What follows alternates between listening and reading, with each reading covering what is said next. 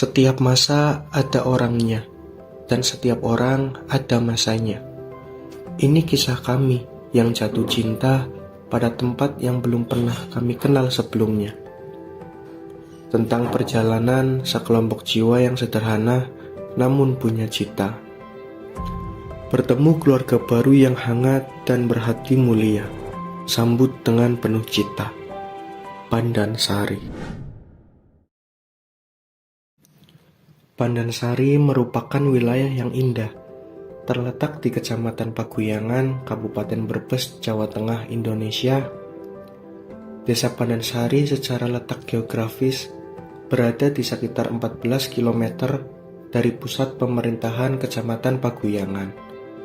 Terletak di daerah perbukitan, menjadikan sektor perkebunan sebagai tambatan hidup masyarakat Pandansari.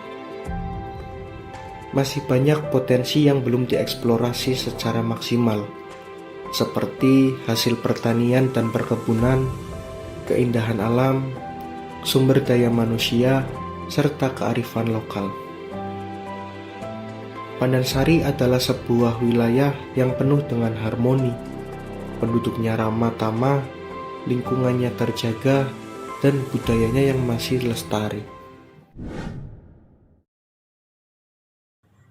Pandansari terletak paling ujung di Kabupaten Brebes sebelah selatan. Pandansari ini berdampingan persis dengan Kabupaten Banyumas. Jadi Pandansari ini merupakan satu desa dengan dataran tinggi di antara 1.500-an mdpl sampai 2.050 mdpl. Dan Pandansari karena terletak sangat jauh dengan pemerintahan di Kabupaten Brebes, kita memerlukan jarak kurang lebih 78 kilo atau sekitar 2,5 jam kalau kita menuju ke dari balai desa menuju ke kantor kabupaten. Mata pencaharian masyarakat desa Pandansari mayoritas di sini adalah petani sayur mayur. Selain itu juga ada peternak domba sagu. Selain peternak juga ada berkegiatan bekerja di pabrik etira maupun di pabrik perkebunan teh. Tetapi secara umum mayoritas Pandansari itu adalah petani sayur mayur, karena di desa Pandansari terletak di dataran tinggi, jadi bertaninya itu hortikultura, sayur mayur itu kentang, kubis, wortel, cabai, tomat, terus daun selada, itu yang menjadi mata pencaharian mayoritas. Selain tadi bekerja di perkebunan ataupun pabrik, juga sambilan juga untuk mencari pencaharian yaitu dengan beternak domba sagu gitu.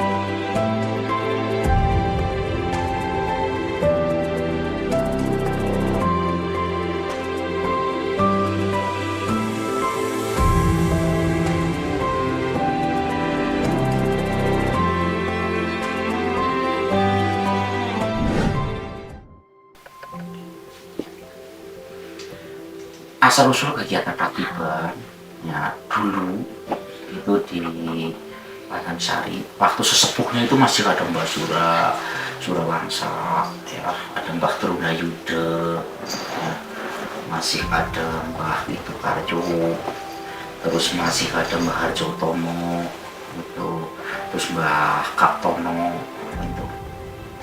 Nah terus kayak dulu kan namanya kan kubu itu, kubu Pak Lurah itu. Pak Lurah itu istilah gini, kenapa diadakan ratiban di Panansari? Kalau mengadakan suran yang ada di perempatan Jaya itu namanya sedekah bumi. Nah, kalau dekat laut namanya sedekah laut. Nah, karena di sini adanya telaga, itu diadakan di telaga. Tapi dengan catatan namanya itu rotiban. Sebenarnya ada cara ahli. Makanya sekarang kan ada rotiban atos. Nah, tapi dulu itu ya belum ada itu. Jadi namanya ratiban itu berarti murni Islam Jawa. Pembacaan ratiban. Iya, membaca ratiban itu. Nah, terus ratiban dulu bukan kayak ratiban sekarang. Kayak gitu. Dulu diadakan itu menurut cerita itu berarti dari tahun 19. Kalau 1917 dipertemukannya dengan Telaga Ranjeng. Itu telaga itu dipertemukan. Sebenarnya kami punya jalan, keinginan, dan tujuan masing-masing. Ada banyak yang disimpan dan ditinggalkan untuk menghadapi 40 hari yang akan datang. Ada yang harus diutamakan bukan untuk pribadi, tapi untuk kita nanti.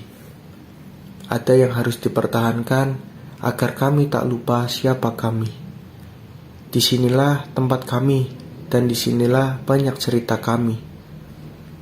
Di sini kami mulai merajut kisah tentang bagaimana kebersamaan, kebahagiaan, keresahan, kekecewaan, dan semua perasaan, hingga semua terasa sangat luar biasa. Di sini kami mulai mengukir asa dengan rasa dan logika, dengan harapan dapat bermanfaat untuk semua.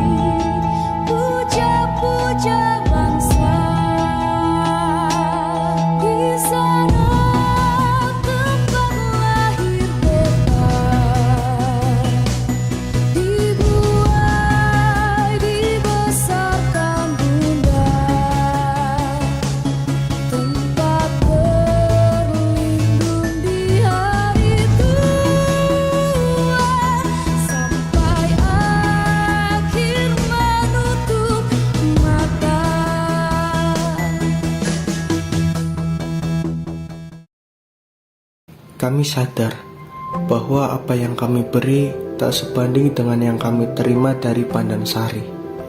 Namun, semoga yang sedikit ini bisa menjadi pemantik bagi sesuatu yang besar. Semua ini kami persembahkan untuk Pandansari.